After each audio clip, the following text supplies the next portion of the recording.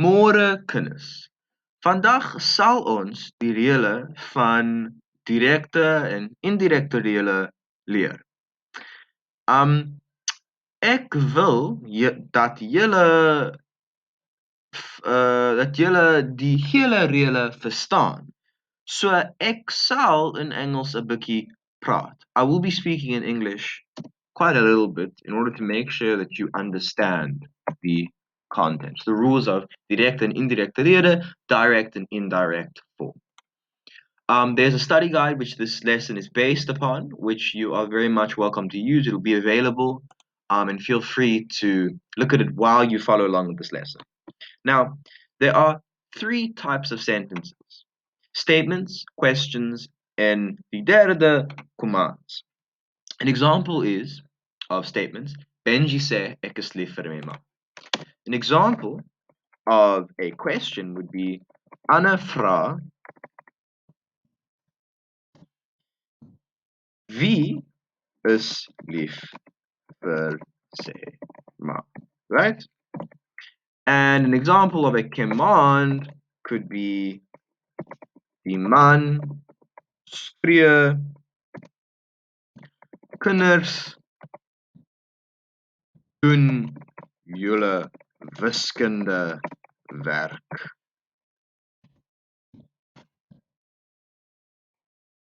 That is not how you spell.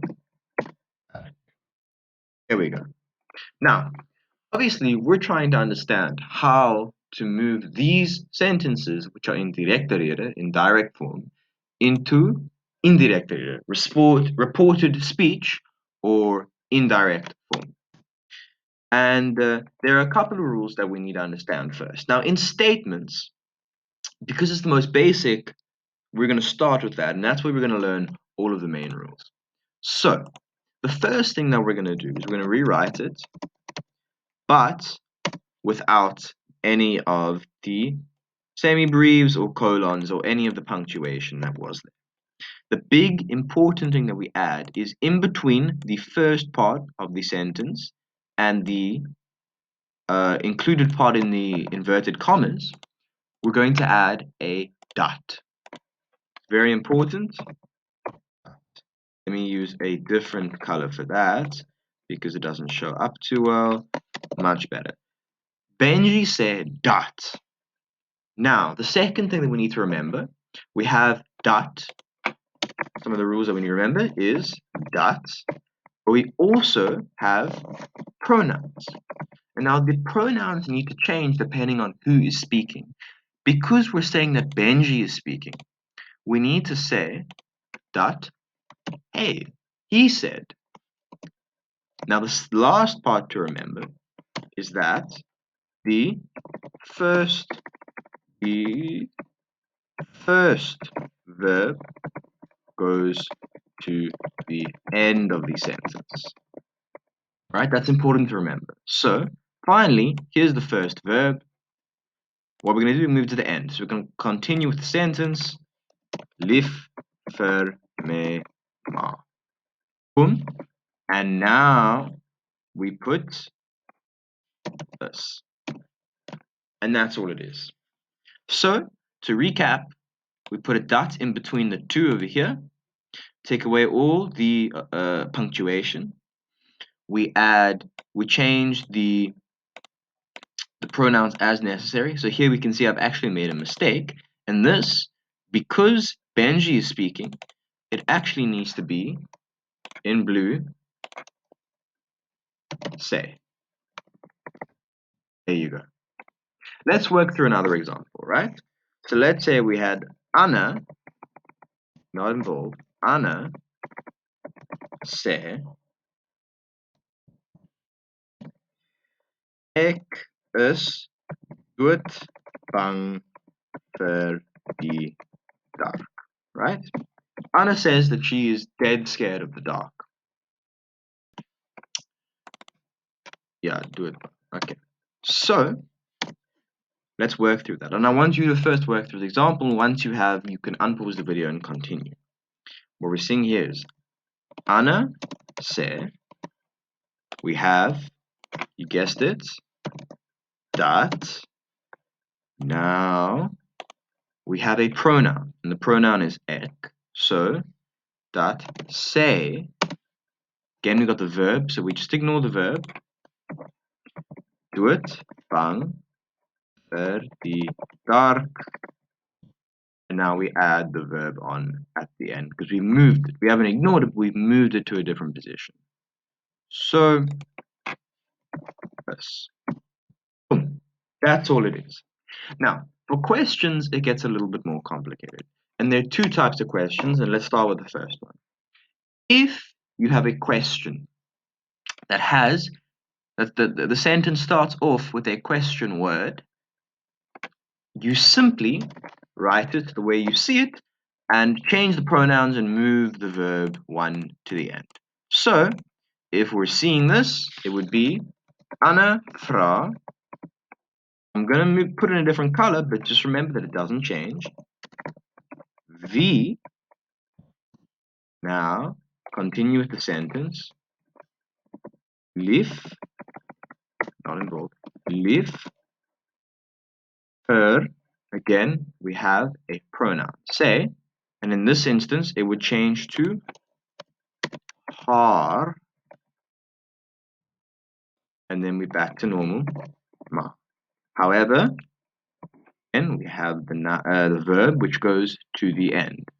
So that would be Anna fra wie lief vir haar ma. Now the second type of question that we could come across is one that it doesn't start with a question word. So here's one. Megan fra add an A in there. Megan fra vir Daniel het jy die sleutel vir my? She asks Daniel, Megan asks Daniel, do you have the key for my car? Okay? We could even say the key of my, that's fine, key for my car. Okay? Now, when there is no question word, we take the first word, the first verb, which is this first word, again we move it to the end, and we use an off. So here, questions, I'm just going to put it here because it's just easier to see, questions equals off. And it's here in the study guide. If you go down to the question section, it is included here. You add off. So we have, very simply, Megan fra vir Daniel. Yes, sir. And now, I have the important one, off. And then again, we need to remember that there are pronouns here. There's a pronoun here, yay, and for me. So we need to put in the right ones accordingly. So yay, we're going to put in not that, sorry, I do apologize. Putting in this, hey, hey. And it's back to normal.